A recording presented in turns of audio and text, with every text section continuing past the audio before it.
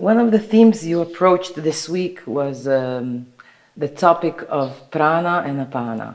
Can you explain to who doesn't know what those words mean, what they mean, and tell us a little bit about this topic? Yes. So Prana and Apana are, they sort of, in the most abstract sense, they represent the forces of creation and dissolution in the universe. And in the context of the human body, these forces of creation and dissolution are reflected in the process of breathing. Prana, which is a sort of creative force, is responsible for inhalation. Prana is fundamentally a sort of movement pattern, and it has a sort of upward and outward branching action. And we experience that sort of upward and outward branching action physiologically when we take a deep breath in. We feel it in the lifting of the rib cage, the expansion of the heart, the rolling back of the collarbones. There's a sense mentally of being sort of uplifted, of our attention being drawn up, of being more awake in that moment of the breath. Apana is the sort of dissolving force, and physiologically it's responsible for pushing things out of the body.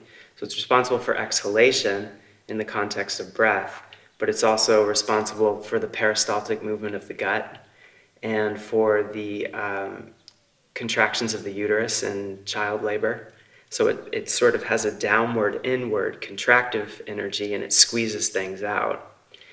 And in the breathing process, we can feel this as the sort of dropping and gathering of sensation toward the pelvic floor, which naturally contracts every time we exhale.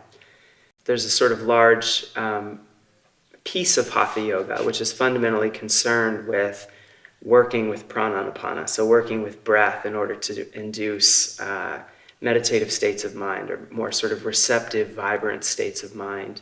In the Hatha Yoga tradition, there are countless techniques for trying to activate the energies of Prana and Apana simultaneously so that we experience them arising simultaneously, and with the effect that the sort of, the formations of our minds are dissolving just as soon as they're forming. So instead of sort of grasping onto them or being distracted out of the present moment by holding on to a particular thought form and then teasing out its consequences in linear thought, when Prana and Apana come into balance, we just sort of allow our thoughts to open, to unfold, and then to dissolve. And so by keeping Apana fully active, even as Prana sort of oscillates, we sort of give ourselves space. We give our mind space to unfold.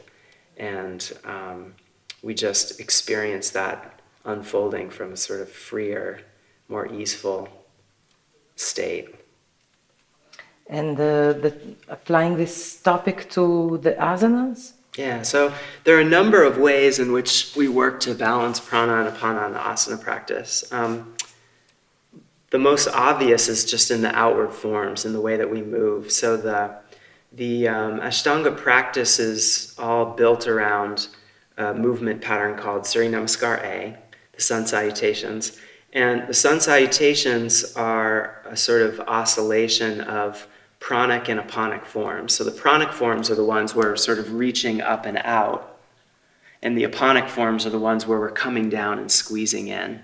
And there's a rhythmic oscillation between pranic and apanic forms as we move through Surya Namaskar A. And we begin the practice, of course, in Surya Namaskar A to sort of establish that rhythm.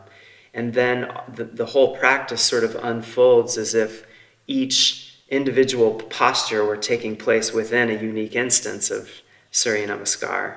And so we do a posture maybe on one side, we release, we do a piece of Surya Namaskar, we jump back through, we do the other side, we release, we do another piece of Surya Namaskar. And so we're oscillating between these pranic and apanic forms in order to sort of liberate the movements of Prana and Apana in our own bodies.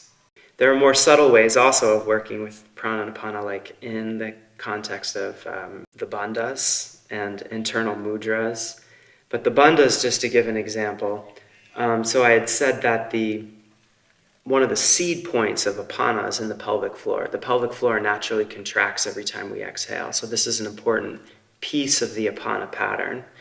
And what we learn to do with lots of practice is to hold the tone that naturally forms when we exhale sort of constantly. So we hold the tone in the pelvic floor even as we inhale, and then we keep it held as we exhale. We keep it held as we inhale. This activates the apana pattern continuously, even as we're moving through the practice. And by keeping the activation of apana continuous, we're sort of keeping this energy of dissolution or of letting go active. So then as we twist and we turn and we fold and we bend and we trigger these different sort of latent, thoughts and memories that are, in some sense hidden in our tissues, we are already in a place of being prepared to let them go just as soon as they present themselves to us. So it's also through the practice of Mula Bandha that we activate the apana pattern in order to sort of give the mind more space to unfold without disturbing us by what comes up.